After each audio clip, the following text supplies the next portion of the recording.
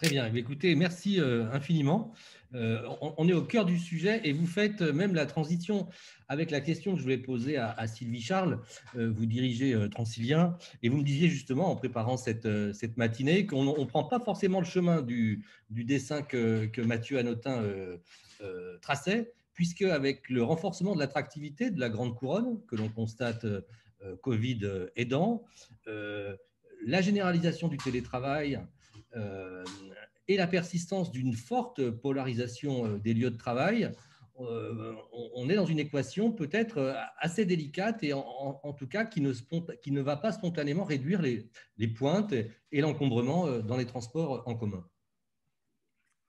Oui, bonjour. J'espère que vous m'entendez parce que Parfaitement. j'ai été conduite à prendre ce Zoom sur iPhone. Alors, au risque de surprendre, je suis en très forte adéquation avec les propos qui viennent d'être tenus par Mathieu Hanotin. Alors, ça peut surprendre puisque Transilien, nous vivons de la mobilité et nous pouvons du coup trouver très bien d'avoir beaucoup de flux à transporter. Sachant que notre métier, au-delà de transporteur, et avant ça, c'est de gérer des flux de voyageurs. Et c'est la raison pour laquelle, d'ailleurs, nous sommes extrêmement attentifs à la configuration socio-économique d'un territoire. Ça a été rappelé et c'est bien mis en exergue par l'étude qui a été rapidement présentée. Nous sommes extrêmement dépendants, évidemment, de la localisation des activités économiques et de la localisation de l'habitat. Et la particularité de la région capitale, quand même, c'est le fait que 68% des emplois, je crois que c'est les chiffres qui ont été rappelés, sont sur 6% du territoire.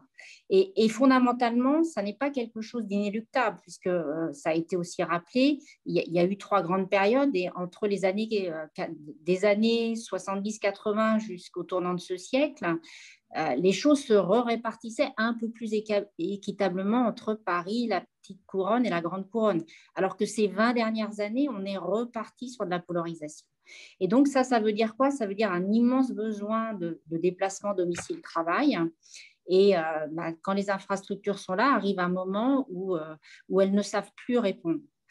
Et c'est la problématique que Transilien avait sur certaines lignes et certaines branches de ces lignes avant la Covid, avec ces photos qui sont assez désincitatives quand vous vous retrouvez sur la D, sur la B, extrêmement serrés.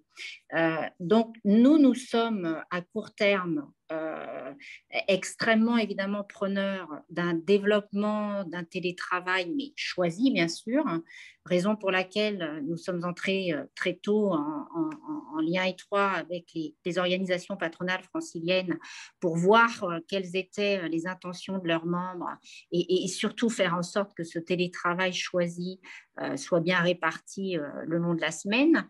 Et une étude de l'Institut Paris Région a montré d'ailleurs que ça pouvait avoir un impact jusqu'à 10% de baisse sur l'heure de pointe. Donc, nous sommes bien sûr extrêmement attentifs à ça. Comme nous serons évidemment attentifs, et c'était montré dans les slides, quand on regarde la destruction d'emplois sur le premier semestre 2020, on craint hélas quelques sujets et qui auront aussi évidemment un impact sur les flux de voyageurs à transporter, même si on ne pourra que souhaiter que ça se relève vite. Alors, au-delà de ça, et Mathieu Hanotin le rappelait, hein, les grandes infrastructures, une fois qu'elles sont là, elles sont là pour un certain temps et le temps d'en reconstruire d'autres, on est tout de suite sur un horizon de plusieurs années. Donc, si on se reprojette sur ces années-là qui viennent, pour moi, elles vont être marquées par trois phénomènes. D'une part, ce que je viens rapidement d'évoquer, télétravail, évolution de l'emploi.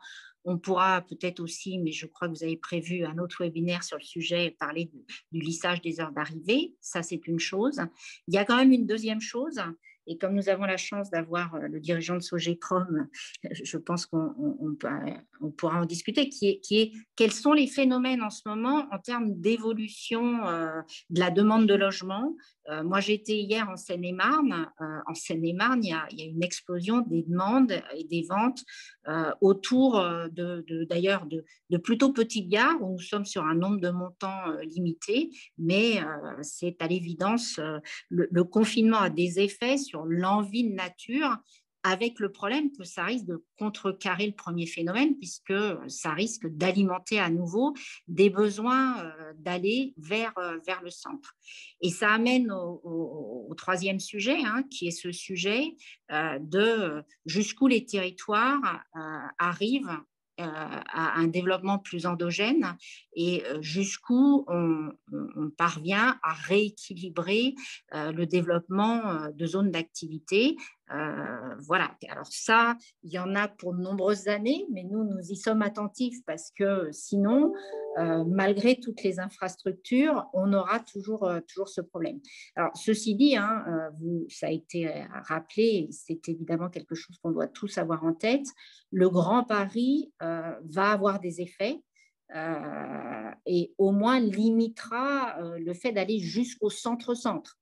Ceci dit, quand on regarde le Grand Paris, il est quand même très petite couronne et donc ça laisse assez entier la problématique de la grande couronne, a fortiori s'il y a ce désir de retrouver un peu d'espace vert et qui conduit les Parisiens et surtout de la petite couronne à s'éloigner à nouveau de Paris. Donc, en résumé, pour moi, dans le proche avenir, on a trois effets. On a un effet télétravail et autres qui pourrait aider à. On a à l'inverse ce risque de voir si vous me permettez l'expression, exode de l'habitat plus vers la grande couronne. Et puis, on a les effets que peut avoir qu'aura le Grand Paris avec la problématique de qu'est-ce qui se construit autour des gares. Voilà, entre les deux, vous allez me dire en tant que transporteur, que pouvons-nous faire à brève échéance? Eh bien, c'est préempter ces aspects télétravail et souligner toute l'importance qu'il soit bien réparti dans la semaine. Et l'autre aspect, je rejoins à 150% ce que disait Mathieu Hanotin, les modes doux. Les modes doux. Et les modes doux, ça va assez loin parce que je regarde, moi, avec attention, quand je me déplace, les abris Véligo qui ont été développés et qui sont un des points importants de la politique d'Île-de-France Mobilité. Ils sont très peu utilisés, donc il faut se poser les bonnes questions. Et quand vous regardez autour des Véligo dans les gares de la grande et même petite couronne, où ils sont relativement peu utilisés, eh bien, l'une des problématiques, c'est que vous avez rarement des pistes cyclables qui rabattent vers les gares. Donc, on a ensemble un gros travail, et je dis ensemble, puisqu'évidemment, ça pose la question de l'association des autorités municipales. Voilà en quelques mots le positionnement de Transilien. Je sais que Mathieu Hanotin doit partir notamment pour des missions liées au Covid, mais vous êtes encore là, Mathieu. Vous vouliez réagir peut-être à ce que Sylvie Charles, qui se sent donc très proche de vous et de vos positions, vient de dire? Moi, je ne suis pas étonné que Sylvie Charles se sente proche de mes positions, en tout cas, donc j'en suis très heureux. Non, mais je pense qu'il faut qu'on reconnaisse qu'on est sur une matière vivante et évolutive. Voilà. Et qu'on se dit, on n'aura jamais terminé donc, sur cette question des mobilités, parce que derrière la question des mobilités, il y a la question des usages de la ville. Donc, ce n'est pas parce qu'un truc, il marche aujourd'hui qu'il marchera demain, et inversement, ce n'est pas parce que le Véligo, ça ne marche pas aujourd'hui que ça ne marchera pas demain.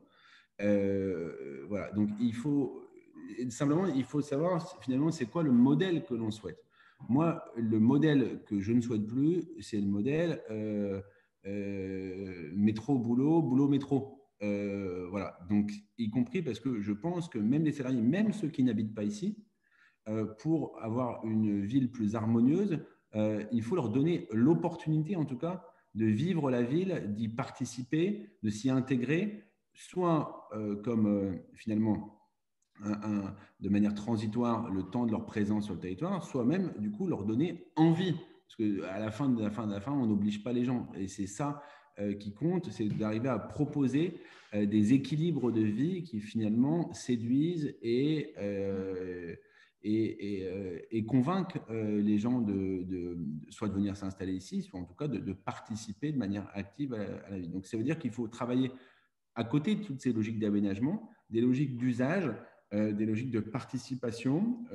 Voilà, je vous donne un exemple très concret. Nous, par exemple, on a choisi cette année d'ouvrir, on vient de faire un budget citoyen qu'on multiplie par 5, qui va passer à 1 million d'euros par an.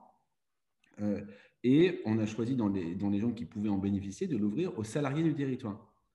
Pour ceux qui le souhaitent, dire voilà, vous travaillez sur le territoire, vous êtes un acteur du territoire, vous vivez à votre manière le territoire 8, 9, 10 heures par jour. Et ben, est-ce que vous avez envie d'y développer un projet sur ce territoire, même si vous n'y habitez pas? Voilà. Donc, je pense qu'il faut qu'on arrive à avoir toujours cette logique du hard, voilà, des aménagements, qui est complétée d'une logique de vie du quotidien, du soft. Dit autrement, ce n'est pas le béton tout seul qui change la vie des gens. Voilà. Et donc, cette logique d'usage, elle doit être vraiment intégrée au cœur de nos problématiques d'urbanisme.